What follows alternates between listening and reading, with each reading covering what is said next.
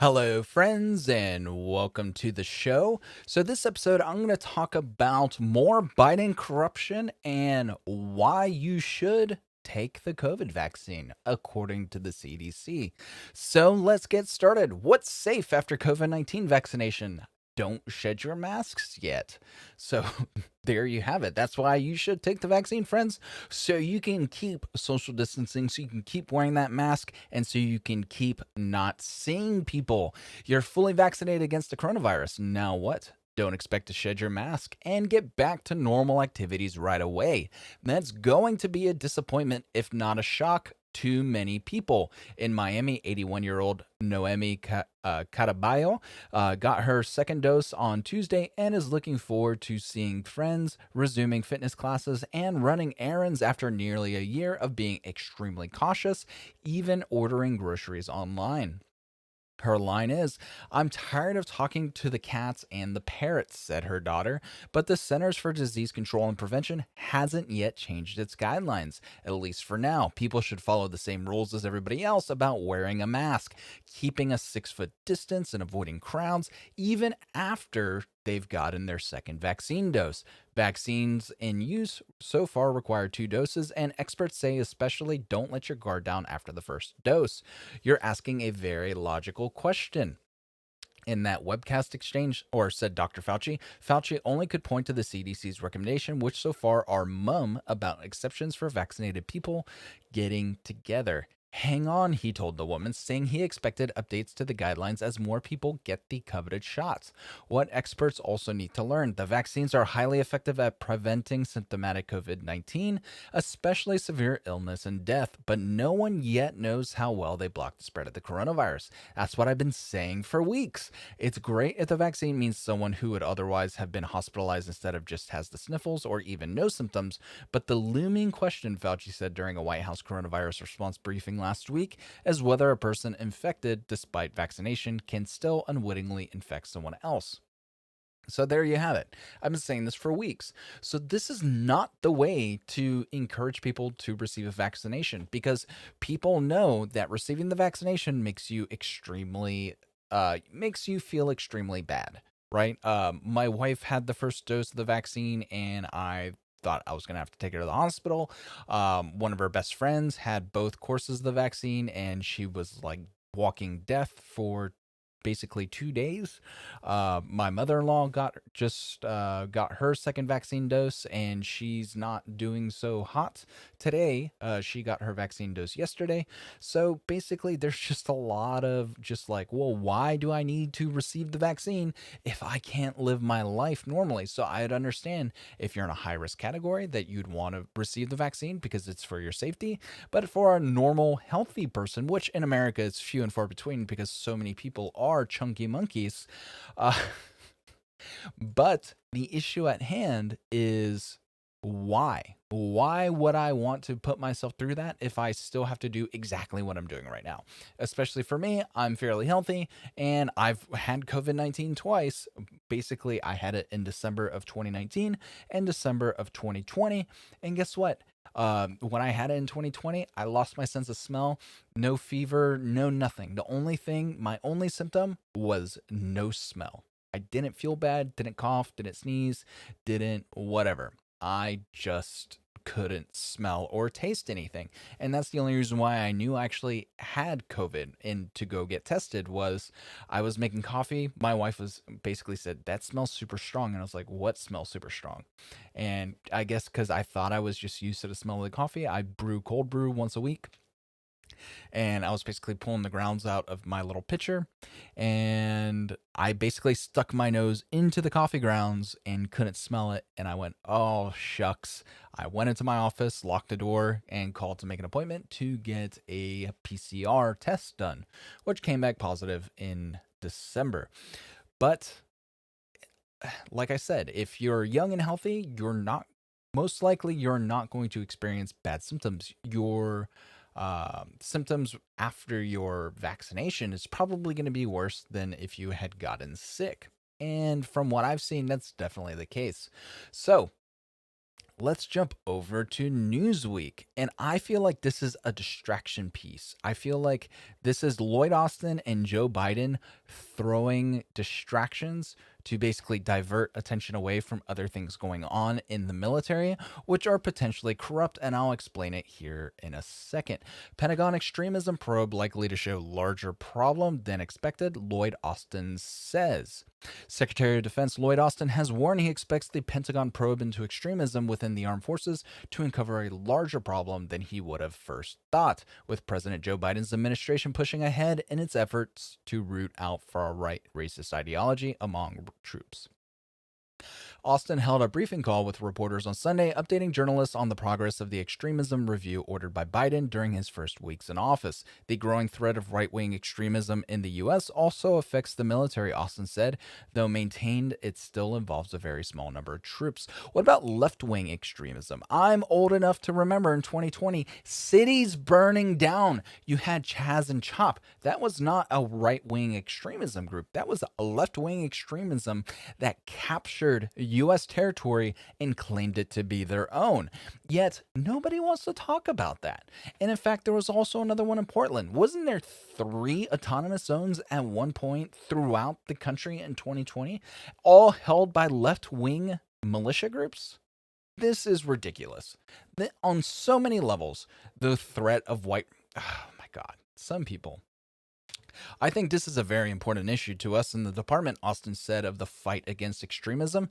This tears at the very fabric of cohesion, and it's important for us to be able to trust the men and women on our left and right, he added, according to the Department of Defense transcript of the call. The military is in the midst of a 60-day period in which all services should conduct a review of potential extremism in the ranks. At the start of this month, Austin said that the order was designed to help root out racists and extremists.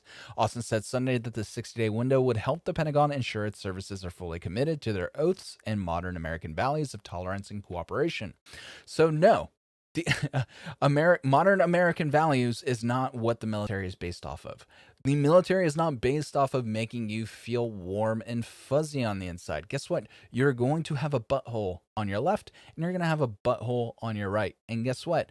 When it hits the fan, you still have to trust them. And guess what? I don't see race. People in the military don't see race. You might, it's definitely, at least it's definitely my liberal friends who are still in the military who are obsessed with race. It's the white liberals who are obsessed with race. But everybody else that I knew in the military, it was just like, hey man, I will pull you out of that truck. I don't care who you are. Just don't be fat because I don't want to strain my back as I'm ripping you out of that vehicle that just rolled over or a helicopter that crashed or whatever. Don't be a fatty. That's like the most extremist thing that you would typically see in the military is just the body shaming that goes on in the military because when you have a fat person in your ranks, it's going to basically slow down your unit. They're going to be a liability, and people in the military look down on that. And it's just, you can't be unhealthy and go into combat because if something happens, you are a liability. I really and truly believe that 99.9% of our servicemen and women believe in that oath. They embrace the values that we are focused on, and they are doing the right things. And I expect for the numbers to be small, but quite frankly, they'll probably be a bit larger than most of us would guess. I expect for them to be small. I expect for it to be like 75%, to be honest. I assume that they're going to say, did you vote for Trump? And if you raise your hand, they're going to say, well, you're out. We don't want you in the military anymore because you are a right-wing extremist if you voted for Trump. The American public has high expectations of its military, as it should, Austin added, and the American public should know and understand that we're not afraid to look at ourselves, and we're not afraid to address, if there are issues, to address those issues that may be rising up in our climates and our communities. So, the modern values are fat is beautiful. Basically, it's unadulterated tolerance. It's modern American values, and that has no place in the military. I apologize. There's strict standards, and if you are a racist, no matter what kind of racist you are, because there's multiple kinds of racism that happens in the world, if you're a racist, you shouldn't be in the military. However, the way you vote or your beliefs, if you whatever, you should basically, if you're private about it and nobody talks, basically nobody knows unless you were to do a deep dive into your social media or deep dive into your private computer and they go, "Oh man, you voted for Trump." But you're one of those individuals who you just quietly go vote and nobody knows who you voted for, and it turns out that basically the military uncovers who you voted for and says, "Well, you voted for Donald Trump. We no longer want you in the military because we believe anybody in the military who voted for Donald Trump is an extremist threat." That's where I see this going. But why do I feel like this is a smokescreen? And I'll tell you that here in a second. Why don't you smash that like button, subscribe to the channel if you haven't already, and please go to notcensoredyet.com. I basically created a rudimentary news aggregator during the weekend. It's definitely in the alpha phase. Started posting up a couple fact checks, and then also if you'd like to contribute to the show, there's a page called Donate on there. There's crypto and fiat currency links available. Every little bit helps as we wish to stay independent. So why do I believe it's smoke and mirrors? Well, it's because you have these Raytheon contracts for millions and millions of dollars being quietly awarded to Mr. Austin's prior employer. Basically, he was on the board of directors for Raytheon Technologies, and now they are getting basically nearly $500 million in contracts this month alone. So Raytheon got a $8 million missile system contract for Tucson, Arizona. So that one was a little over $8 million. And then here is an up basically from Al Jazeera. U.S. sells $200 million in weapons to Egypt despite human rights abuses. The $200 million sale of Raytheon-made ruling airframe missiles was requested by the Egyptian Navy to improve coastal defenses. The United States approved an arms sale worth nearly $200 million to Egypt, but vowed to press human rights issues after an American activist reported his family had been harassed. The Biden administration, which has vowed to end support for Saudi Arabia's offensive operations in Yemen, in Yemen's devastating war, and is reviewing a major jet sale to the UAE, said it approved the sale of 168 tactical missiles to Egypt. The $200 million sale of Raytheon-made rolling airframe missiles was requested by the Egyptian Navy to improve defense in coastal areas and around the Red Sea, the U.S. Department of State said. The department said in a statement it approved the sale subject to congressional review as Egypt continues to be an important strategic partner in the Middle East. Biden has vowed a tougher stance on human rights after his predecessor Donald Trump courted Egyptian President Abdel Fattah al-Sisi, I guess that's how you said it, whom he reportedly called my favorite dictator in part of his cooperation with Israel. Allegations of arbitrary unrest. So I'm not going to get into that. That's kind of like the history of what's going on in Egypt at the moment.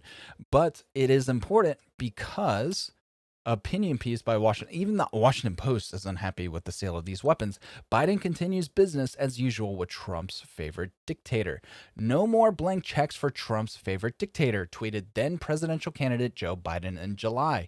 He was referring to Egypt's ruler, and he was reacting in part to the arrest by Egyptian security forces of several relatives of human rights activist Mohammed Sultan, a U.S. citizen living in Northern Virginia. Arresting, torturing, and exiling activists like Mohammed Sultan or threatening their families is unacceptable.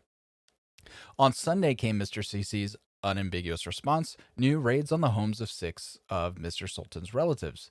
2 cousins were immediately arrested, and security forces said 4 more were being sought. None are political activists, and said those found by the security forces were questioned about their links to Mr. Sultan, who recently advised several members of Congress, including Don Bayer and Tom Malinowski, as they established a Egyptian Human Rights Caucus. The new administration's response on Tuesday, the State Department approved a $200 million sale of naval surface-to-air missiles into the Sisi regime. Spokesman Ned Price described the transfer as a routine replenishment of defensive weapons. In other words, if not a blank check, then business as usual, with a government that pays for its U.S. weapons with $1.3 billion in U.S. aid, one of the largest subsidies to a foreign nation. So there you have it, folks. I think there's going to be a lot of these Raytheon contracts going out to these dictatorships around the world, and they're basically going to silence that story by saying, hey, look, there's right-wing extremism in the military. And that's going to be the case. You have a corrupt politician, which is Joe Biden, who's made himself millions of dollars in the past 10 years. He went from basically having a negative net worth to being worth a lot of money, as his son is also doing questionable business dealings. Joe Biden came out in support of the Uyghur genocide, basically taking a stance of moral relativism, as in, who am I to say what is acceptable in China? The Chinese people have the right to say what is acceptable in China. And a strong, united China is a strong China that won't be invaded or taken advantage of by any other country. So China should get rid of its ethnic minorities, which is disgusting, right? And now you also have, oh well, I promise I won't be involved in any Raytheon business dealings, says the new Secretary of Defense Lloyd Austin. But magically, within a month of Joe Biden taking office and Lloyd Austin basically taking his position as Secretary of Defense, now you're having $250 million in contracts in just 2 weeks, and they all are going to Raytheon. It seems to be a crazy coincidence. It seems like wherever Joe Biden goes, he basically installs a bunch of corporate people, and those corporate people benefit their business, and then probably 10% goes to the big guy when it's all said and done. But there's only one way to find out. We need to track where the money is going. We need to track basically all of Biden's finances. We need to see all his shell companies. We need to track where that money's going, because guess what? He's getting paid at some point, in my opinion. So I'll be posting another video later today. Until then, I'll see y'all later. Have a good one. Bye.